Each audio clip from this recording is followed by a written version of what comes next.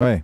Bon, en tout cas, allez voir Ça, c'est vrai. cet entretien avec Virginie Joron. Donc, ça dure 18 minutes. Voilà, c'est sur notre C'est bien. chaîne dans la section vidéo. Et si Charles Maxence est là, bon, on va le recevoir tout de suite parce que lui, il connaît très très bien les rouages du Parlement européen pour l'avoir bien fréquenté et avoir arpenté les Merci couloirs Monique. grâce à son travail donc d'attaché parlementaire pour Michel Rivasi. Et je finis juste sur ce Vas-y. qu'on disait tout à l'heure, c'est qu'avec Miloud, on a par contre réussi à avoir Marc Botenga, mais après, qui a pas voulu. Ah oui, sur le quai. Sur le moment, on n'avait pas Ouais. réussi à l'avoir. Alors tout le monde se barrait, mais lui, on a réussi à lui parler après dans d'autres conditions parce qu'on l'a revu hors du Parlement. Et Marc Botenga, donc qui est le chef des groupes de gauche D'accord. au Parlement, belge, qui vient du parti travailleur en Belgique. Et ce qui est très intéressant, c'est que lui disait que effectivement Ursula peut être affaiblie, mais par contre, et là je souscris à ça, c'est-à-dire que le système n'est pas affaibli, parce que les personnes qui mettent Ursula au pouvoir, eux, et Marc Botenga il a dit, mais moi Romain ça ne m'intéresse pas, parce que tu vas couper une tête pour en remettre Oui. une autre, Bah, et ça ne change pas le c'est système. souvent de comme fond. d'hab. Hein.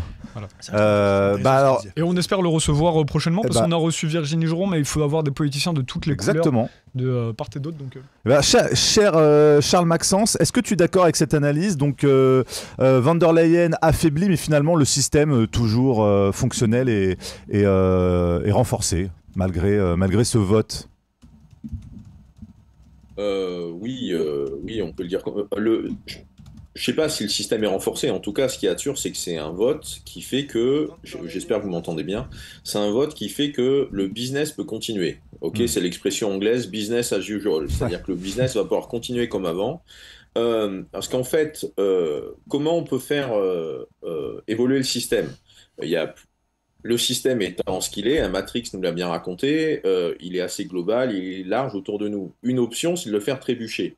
Et si la motion de censure était passée, ça aurait fabriqué une espèce de chaîne de réaction, un effet domino naturel qui était prévu par les textes. C'est-à-dire que les États membres, donc, le Conseil européen aurait dû proposer une nouvelle présidente ou une nouvelle commission suite au rejet de la commission von der Leyen par le Parlement européen.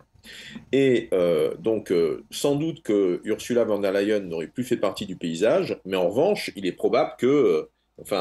tout à fait probable que les trois quarts des commissaires actuels qui ont été choisis par les capitales des États membres de Hmm. l'Union européenne restent les mêmes. On Ouais. aurait effectivement simplement trouvé quelqu'un d'autre D'accord. pour occuper la fonction.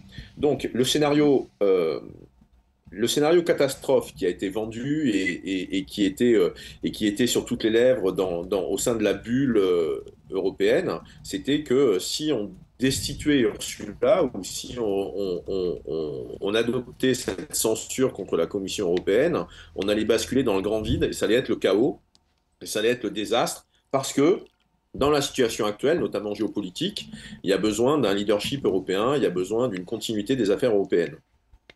En tout cas, pour ma part, c'est pas l'analyse que j'en ferai, puisque c'est pas parce que comment dire, c'est pas parce qu'il y aurait un accident de parcours au niveau des schémas et des plans et des législations que la position des États membres par rapport à la Russie, par rapport à ce qui se passe à Gaza en Israël, par rapport à Trump et ainsi de suite, ou même par rapport à l'OTAN, allait être mise en cause, puisque eux n'étaient pas démissionnés de leurs fonctions. On continuait d'avoir des chefs d'État aux Pays-Bas, en France, en Belgique, Hmm. en Pologne, etc., etc. En revanche, ce qui, le, par ailleurs, le travail des fonctionnaires européens, et notamment ceux de la Commission européenne, n'allait pas être arrêté du jour au lendemain. Les choses allaient continuer, les consultations publiques allaient continuer, les axes clés ou les gros dossiers allaient Ouais. continuer à être là. Mais en revanche, ce qui se passe, c'est que le plan dérapait en termes de délai. Oui. C'est-à-dire que c'est au niveau des délais que si certaines choses, par exemple, le texte qui concerne le réarmement européen, où il y a Hmm. plusieurs centaines de milliards qui sont mis sur la table, un peu par la Commission, en tout cas c'est la Commission qui a l'initiative de mettre des sous sur la table, sauf que quand tu creuses dans le texte, c'est les États membres qui doivent payer.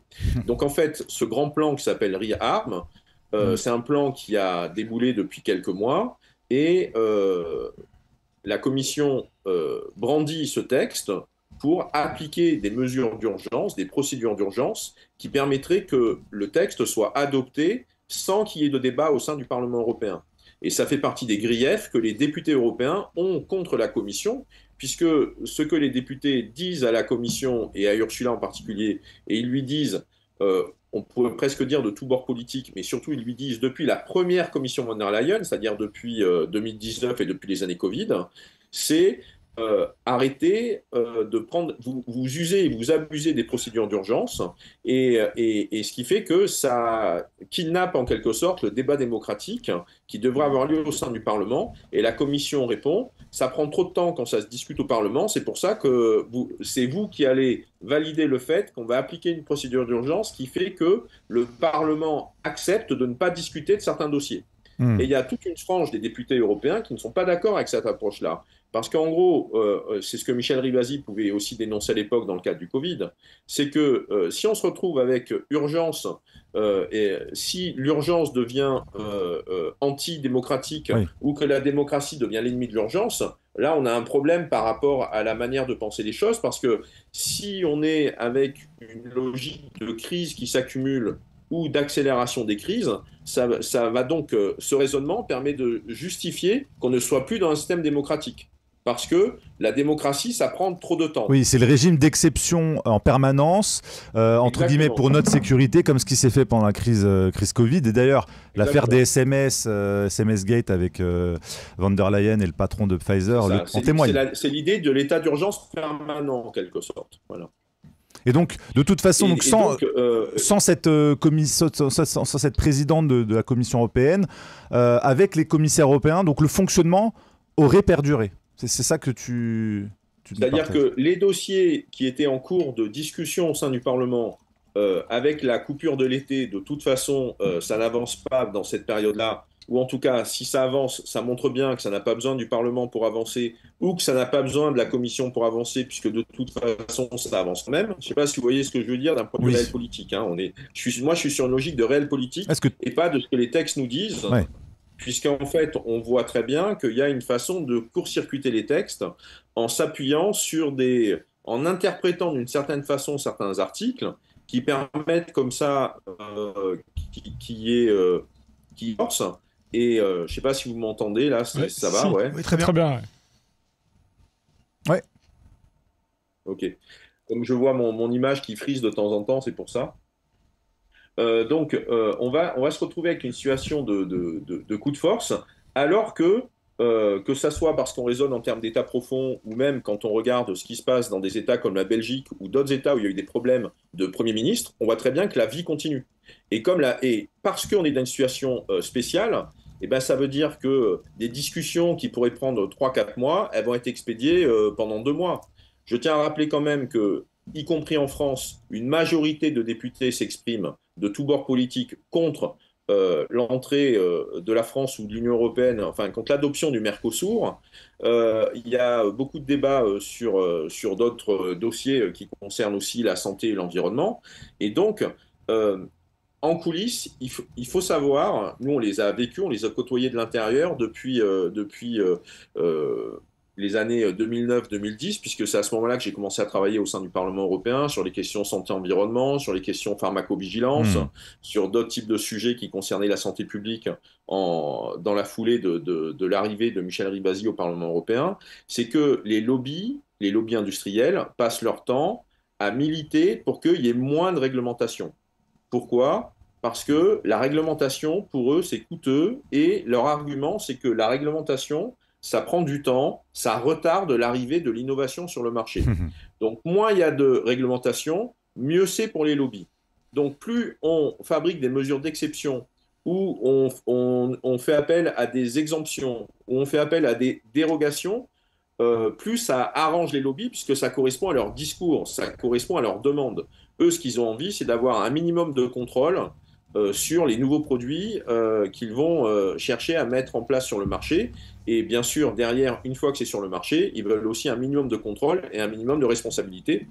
Et ça, c'est ce qu'on a vu très bien avec les vaccins Covid, puisque même si on n'a pas encore officiellement les contrats signés avec l'Union européenne, les contrats qui ont fuité où les contrats qui sont disponibles incluent à chaque fois la non-responsabilité des labos pharmaceutiques, voire pire, c'est les États qui ont acheté les vaccins qui vont payer les frais de justice des labos s'il y a des procès, si les labos sont mis en procès.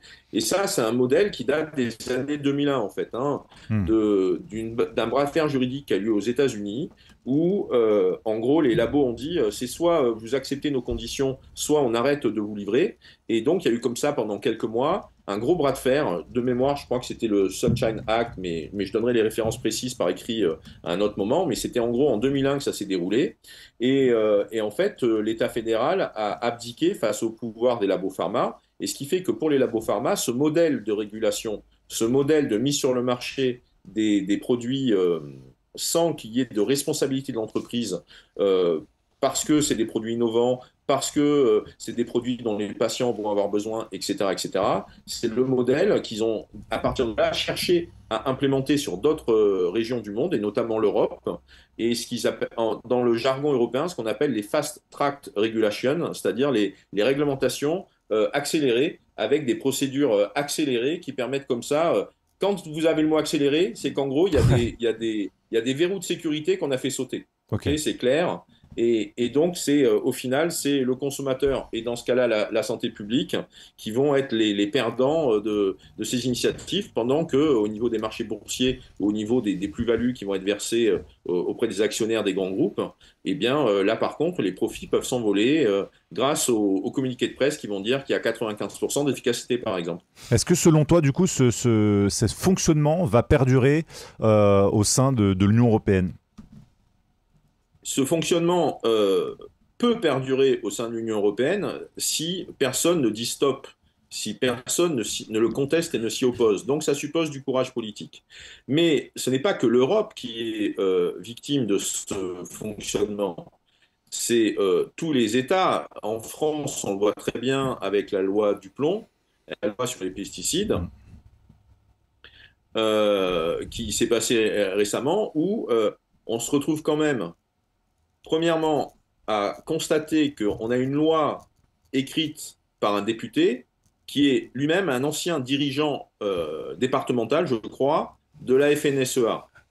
Donc, c'est-à-dire, c'est un lobbyiste c'est un lobbyiste. En tout cas, c'est quelqu'un qui faisait partie d'un lobby, qui avait des responsabilités dans un lobby, qui passe député, et c'est ce député qui devient le cheval de Troie, qui devient le courrier d'un texte qu'il a écrit lui-même ou que quelqu'un d'autre a écrit à sa place, mais en gros, c'est vraiment le lobby qui a tenu le stylo, d'accord ?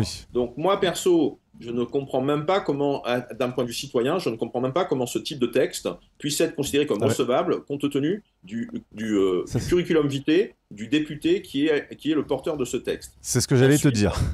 Ensuite, dans le cadre de ce texte, on a encore une autre magouille qui arrive, et ça, on est directement dans les optimisations du système tel qu'on peut connaître depuis trop d'années maintenant, et principalement depuis le Covid.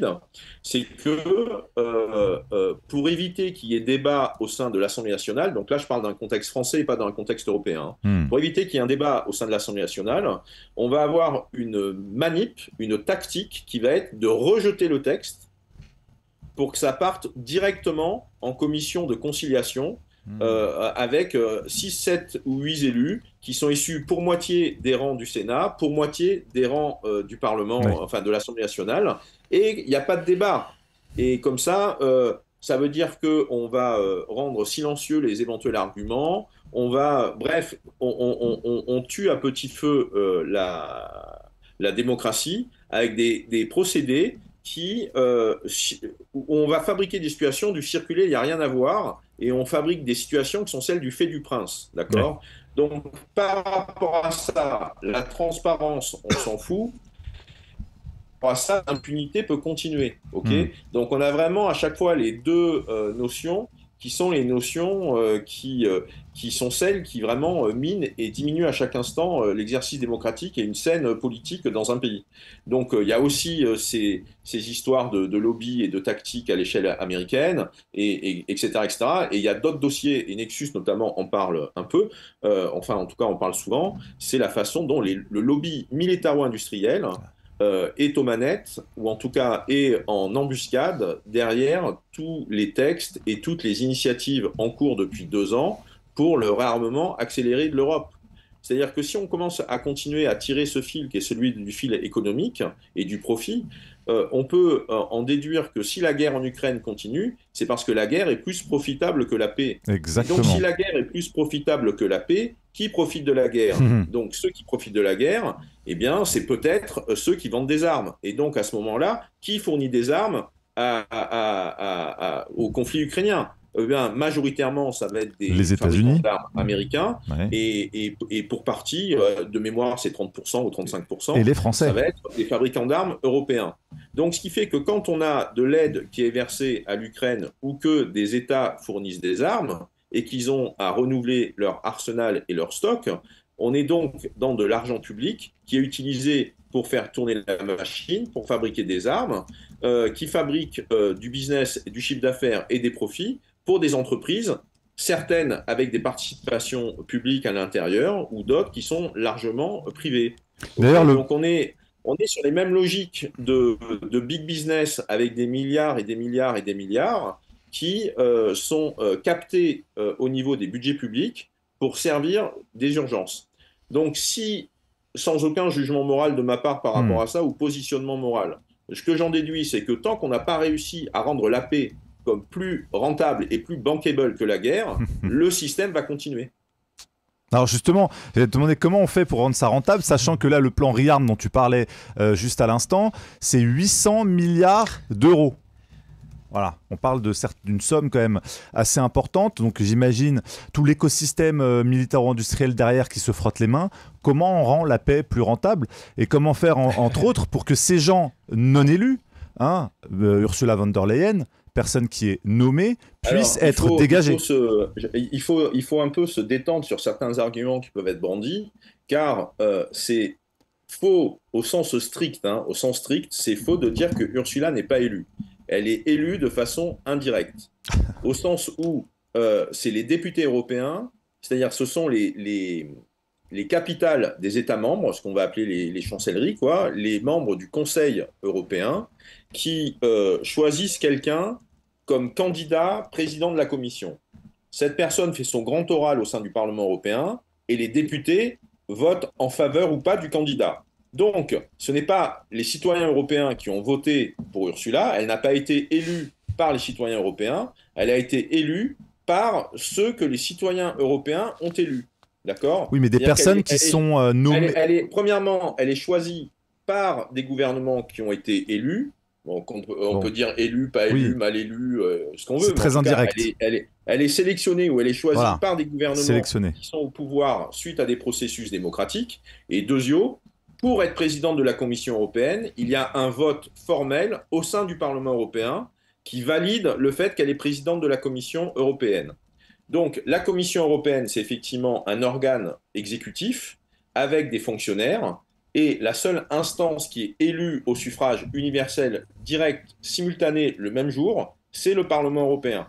Mais c'est le Parlement européen qui valide ou non la présidence de Ursula von der Leyen à la tête de la Commission européenne. Et c'est pour ça que là, ce qui est intéressant aussi d'un point de vue...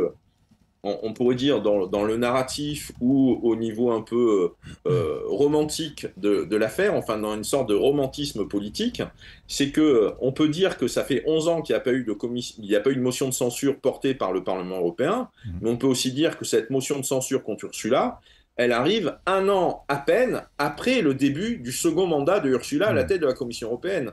C'est-à-dire qu'il reste 4 ans de Ursula pour le nouveau mandat là, qui fait 2024-2029. 1 an plus tard, on a eu suffisamment de députés.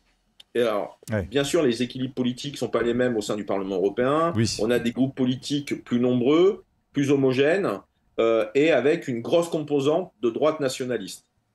Mais pour autant,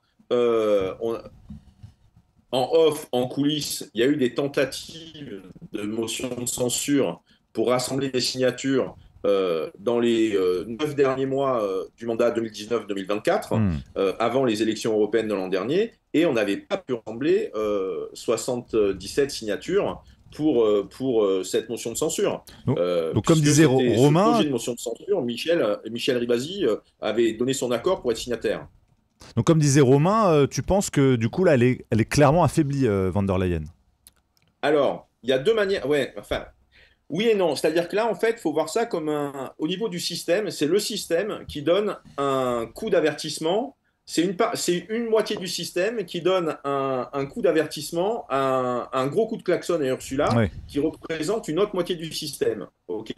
Malheureusement, on est obligé de le voir comme ça. Je vais vous dire pourquoi. Donc, ce qui fait que ce que vous allez entendre comme argument, c'est que, et c'est exact, il y a eu moins de gens qui ont voté le soutien de Ursula en 2025 que ce qu'il y en a eu en 2024. Précisément, en 2024, Ursula a été élue avec 401 voix qui ont soutenu qui ont validé sa candidature à la présidence de la Commission. Et là, un an plus tard, pour cette motion de censure, il n'y a que 360 voix contre la motion de censure, c'est-à-dire pour la Commission européenne. Donc, arithmétiquement parlant, il y a 40 voix qui ont disparu. Mais en fait, si on raisonne à l'envers, ou si on raisonne de l'autre point de vue de la lorgnette, parce que ce raisonnement-là, donc je l'ai entendu, hein, Romain l'a entendu hier, enfin voilà, tout ça est très juste quand il était au Parlement européen. Mais en fait, il faut avoir aussi en tête que on a eu moins de... faut que je reprenne mes chiffres un instant, mais en gros, je vais vous dire les chiffres précisément après. Il y a eu moins de gens qui ont voté contre Ursula hier que ceux qui ont voté contre Ursula il y a un an. Oh. Ok. Et donc ça, c'est pas très compliqué. C'est simplement que ça dépend comment on regarde les chiffres et ça dépend comment on les utilise pour communiquer. C'est-à-dire qu'il y a eu l'an dernier, il y a eu 284 voix contre Ursula au sein du Parlement européen pour son élection à la tête de la Commission européenne. Okay. Et hier, en 2025, il y en a eu 170. Donc il y en a moins. Donc dire qu'elle est affaiblie parce qu'il y a moins de gens qui la soutiennent, il faut aussi, il y a moins de gens qui la rejettent, reconnaître qu'il y a moins de gens qui ont voté contre elle. Ok, d'accord. Après, il y a un paramètre qui est important et qui n'a pas été trop mis en avant pour l'instant, c'est qu'en fait, hier, le vote sur la motion de censure de la commission von der Leyen numéro 2, il y a eu de mémoire 555 votants au sein du Parlement européen. Il y avait 553 votants. Alors qu'il y en avait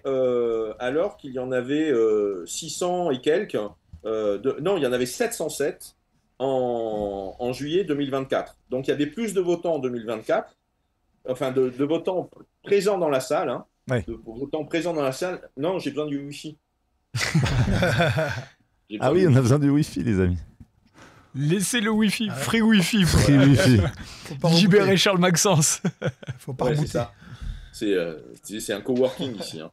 Donc il y avait moins de votants dans la salle hier pour cette motion de censure que ce qu'il y avait de votants pour l'élection de Ursula à la tête de la Commission européenne il y a un an. Donc ça, c'est un paramètre important.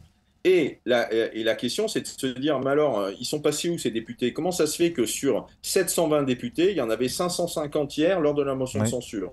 Eh bien, en fait, il y en avait en réalité, puisque j'ai regardé les autres votes qui ont eu lieu après la motion de censure, et là, on monte à 630 ou 600 ou 640 députés, et il y a à peu près 630, 640 députés pour tous les votes qui ont suivi. Donc, en gros, il y a 80 députés qui étaient présents dans l'hémicycle, 80-90 députés qui étaient présents dans l'hémicycle et qui ont choisi de ne pas mettre leur carte de vote et de ne pas apparaître au niveau des stats. Ok. D'accord? Ça, c'est un autre truc, une autre astuce que notamment Virginie Joron a cité. Mais donc, ils sont présents, ils étaient là, mais ils ne sont réapparus que lorsqu'on était sur un vote politique qui n'était pas, qui ne risquait pas de leur donner une mauvaise réputation. Ok, présent mais pas votant. C'est ça. Exactement. Mais ils apparaissent comme absents. Ouais, d'accord. Au niveau du système électronique, ils apparaissent comme absents. Miloud, tu avais une question? Oui, exactement. Question d'incognito. Notre ami incognito qui demande est-ce que l'intervenant peut-il parler de l'illimité des membres de la Commission européenne, s'il vous plaît? C'est pas l'immunité plutôt? Pardon. Il y a marqué illimité, mais je pense que oui, c'est l'immunité, pardon. c'est plutôt immunité. exactement. Pouvoir illimité. J'ai lu Ouais, texto, ça revient ouais. le même, hein, pouvoir C'est illimité des membres l'immunité. de la commission. Oui, pas loin, hein. une faute de phrase, je pense qu'elle a dû faire. Oui, c'est vrai que normalement, oui, il bénéficie d'une certaine immunité Ça. diplomatique, je pense, cher Charles Maxence. Alors, ils ont. Euh, moi, je travaillais au sein du Parlement européen, donc j'étais pas en train de connaître par cœur les statuts de Oui. toutes les personnes en fonction de leur fonction hiérarchique, en fonction des institutions européennes. Au sein du Parlement européen, les députés bénéficient d'une immunité parlementaire, au même titre que les députés français, au même titre que le président Macron. Ok. Au même titre que Trump aussi, hein. Et donc, en tout cas, si on reste au niveau de l'immunité parlementaire, les députés européens disposent d'immunité parlementaire, d'où le fait que quand il y a des affaires qui deviennent un peu trop collantes ou un peu trop tachantes ou un peu trop grandes, il y a un vote pour lever l'immunité parlementaire d'un député de façon à ce qu'il puisse, qu'il puisse être auditionné par la justice, qu'il puisse faire l'objet de l'enquête. D'accord. Il fait déjà l'objet d'une enquête auparavant, mais son statut le temps de son mandat le préserve de toute poursuite formelle en quelque sorte. Ok. Top. Bon, donc il y a encore une perspective pour lever l'immunité des membres du Parlement. Ok, bah c'est intéressant. Ben, c'est toujours la même. En fait, c'est le jeu démocratique, hein. C'est-à-dire que le dossier il faut qu'il y ait du bruit médiatique. Le bruit médiatique fabrique une pression sur l'opinion publique et donc sur les élus politiques. Et quand, à un moment donné, ça devient compliqué de regarder ailleurs, ça devient un peu trop collant, ça devient un peu trop visible, et donc on va s'emparer du dossier. Malheureusement, en fait, il y a les deux choses qui sont sous-estimées en termes de magouille ou d'arrangement ou de compromis. C'est premièrement la logique à court terme des élus, puisqu'en fait, ils sont préoccupés par leur élection et par les élections qui viennent, etc., etc. Donc là, par exemple, il n'y aura pas d'élection européenne avant 2029 au niveau du Parlement européen. Et ce qui fait que par rapport à ça, c'est donc pas avant le second semestre 2028 que la question des élections et la question de la campagne pour les européennes va commencer à être va prendre de la place du temps de cerveau disponible. Ça, c'est une première chose. Et la seconde, moi, je la rappelle régulièrement dans mes posts qui analysent de temps en temps l'actualité européenne, c'est qu'on a des textes qui se préoccupent de la séparation des pouvoirs et de la complémentarité des institutions. Il y a un paramètre qui n'a pas été pensé par les textes et qui est complètement sous-estimé qui vient fausser les cartes, c'est la question des groupes politiques européens et des partis politiques européens. C'est-à-dire que quand on a si vous voulez, vous avez un parti politique qui va rassembler, par exemple, 200 députés au sein du Parlement européen. Ça va être le groupe politique le plus lourd, le plus dominant. Là, par exemple, c'est le PPE. Eh bien, en fait, comme il arrive premier, on va considérer que c'est quelqu'un du PPE qui doit être proposé comme président de la Commission européenne. Donc, ce qui fait qu'on a quelqu'un qui va présider la Commission européenne, qui va être du PPE, avec le PPE qui est le plus gros groupe politique du Parlement européen. Et donc, comme c'est tout à la proportionnelle, eh bien, en fait, il va avoir un droit de tirage, il va avoir un nombre de nominations, il va avoir comme ça il va avoir des présidents de commission qui vont être de la même couleur politique que lui. Là, c'est au sein du Parlement européen. Mais si on a des gens du PPE qui se retrouvent sur d'autres institutions européennes, à la Cour des comptes, à la Commission européenne, etc., et qui sont donc reliés à ces mêmes groupes politiques, et bien ça veut dire qu'on va avoir, ça fabrique naturellement un risque, et c'est un risque qui malheureusement est réel et concret et qui existe, c'est pas seulement que le risque existe, c'est comme ça que ça se passe dans la réalité, c'est qu'on va avoir, par exemple, un président PPE de la Cour des comptes qui a dans les mains des éléments pour aller en justice, pour notamment pointer le fait que sur le Pfizergate et les textos, il y a un vrai problème et il y a un vrai abus de pouvoir de la part de la Commission. Mais comme la personne qui est à la tête de la Commission, c'est aussi quelqu'un du PPE, eh ben, il va plutôt ne pas y aller pour éviter de nuire à l'influence de son groupe politique. Okay ? Nous, malheureusement, on a vécu ça au sein du Parlement européen lors de la commission spéciale Covid, où Michèle Rivasi était vice-présidente au nom des Verts de cette commission Covid. Et la question des textos et le refus répété de Albert Bourla, le boss de Pfizer, de refuser de venir répondre aux questions des députés européens dans le cadre de la commission Covid, a fait que Michel, avec ses alliés, a fait qu'il y a eu une majorité de députés de la commission spéciale Covid qui ont envoyé un courrier, qui ont pris des décisions et qui ont écrit tout ça sous forme de courrier et qui ont transmis ça à la présidence du Parlement européen. Et dans ce courrier, il y avait deux choses. La première, c'était que Pfizer, on lui retirait ses badges de lobbyiste pour rentrer au Parlement européen tant que Bourla n'acceptait pas l'invitation, n'honorait pas l'invitation des membres de la commission Covid. On parle bien de députés européens, de gens qui ont été élus justement, eux, au suffrage universel direct. Ne répondaient pas à l'invitation des députés pour répondre aux questions qu'il pouvait y avoir. Et deuxièmement, on faisait passer une invitation formelle pour que Ursula von der Leyen vienne aussi s'exprimer devant les membres de la commission Covid. Et bien en fait, au sein de la conférence des présidents, qui est donc la conférence des présidents de groupe, avec la présidente du Parlement européen qui est à bord, il a été décidé de ne pas donner suite à la décision de la majorité des membres de la commission Covid. Il y avait donc des socialistes, des Verts et puis d'autres forces politiques qui avaient fabriqué une majorité. Les seuls qui étaient contre, c'était les gens du PPE et les gens de chez Renew, c'est-à-dire les libéraux, c'est-à-dire le parti macroniste. Et donc, quand ils sont que tous les deux ensemble, ils sont en minorité. Et donc, tous les autres avaient voté en faveur de ces décisions-là. Il n'y avait pas que les Verts, il y avait d'autres forces politiques, notamment les socialistes qui avaient soutenu cette position. Et donc, ça remonte à l'étage du dessus au sein du Parlement européen pour que ça pèse un peu plus. Et là, en fait, la décision de la commission Covid de retirer les badges des lobbyistes de Pfizer tant qu'ils ne viennent pas s'expliquer devant la commission Covid, elle est passée à la trappe. Et deuxièmement, l'invitation faite à la présidente de la commission de s'exprimer devant les députés de la commission Covid, donc ça supposait de s'exprimer publiquement éventuellement, et bien c'est devenu une discussion à huis clos avec les dirigeants des groupes politiques du Parlement européen au sein de l'état-major du Parlement européen en quelque sorte. Et on n'est pas sur une logique où on passait devant la commission Covid. Donc vous voyez, et ça pourquoi? Parce que la présidente du Parlement européen est aussi PPE. Et donc ce qui fait qu'on a comme ça le réseau PPE qui veille à ce qu'il n'y ait pas de vague, parce que sinon, c'est leur pouvoir qui est diminué.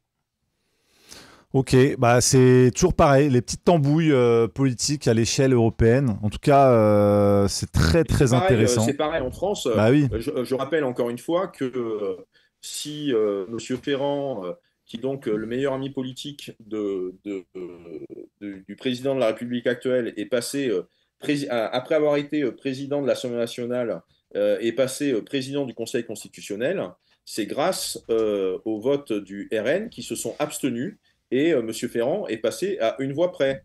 Et donc, si le RN ne s'était pas abstenu, il n'aurait pas eu ce poste. Et donc, comment voulez-vous que le Conseil constitutionnel prenne des décisions qui nuisent aux intérêts, aux stratégies de la Macronie, avec un président de Conseil constitutionnel qui est le plus proche allié de la Macronie. Donc, c'est mal barré pour que le dossier des retraites ou autre soit contesté en Conseil constitutionnel.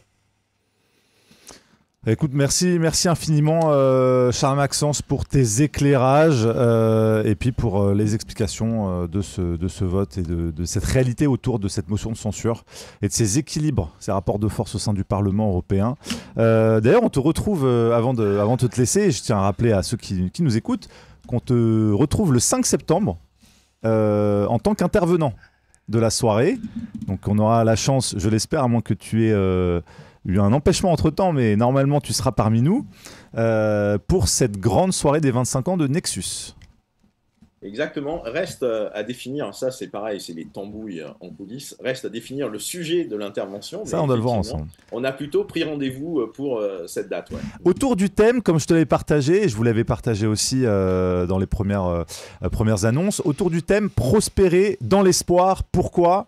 Parce que le TEDx de cette année qui s'est tenu à Paris le 19 juin s'est déroulé autour du thème prospérer dans le chaos. Voilà, je voulais faire un contre-pied à cette réalité anxiogène qu'on veut à tout prix nous marteler. On peut prospérer dans l'espoir. Voilà, ce sera le thème de la soirée. Et puis Mais si vous voulez, pour finir là-dessus, il faut comprendre que le chaos, ou en tout cas le fait de brandir la menace du chaos, c'est ce qui va mettre du bordel dans les plans bien huilés, quoi. Donc, ce qui fait qu'on va chercher à diaboliser le chaos, alors que le chaos peut être créatif, hein, le chaos peut être source de fertilité. Quand un organisme se développe, notamment dans l'embryon, ça donne l'impression d'un processus chaotique. Les océans fonctionnent de façon chaotique, c'est-à-dire que c'est le propre des systèmes, on pourrait dire, qui échappent à l'entendement humain, que de répondre à des lois et à des règles que nous, les humains, nous qualifions de chaotiques. Mais pour revenir à ce qu'on pouvait dire sur le système tout à l'heure, faire trébucher le système, c'est le faire sortir de la planification et du calendrier que lui, il a prévu. De ce point de vue-là, le chaos peut être intéressant. Mais c'est pas leur chaos. Ben, en tout cas, jouer sur le temps, les délais et le timing, c'est sans doute une des options pour faire trébucher le maître des horloges. Voilà. C'est vrai. Très bonne remarque. Eh bien, écoute, j'ai hâte d'écouter ton intervention. On fera un petit échange tous les deux prochainement. En tout cas, voilà, je voulais rappeler à nos éditeurs qu'on te retrouvera évidemment le 5 septembre au Théâtre du Gymnase.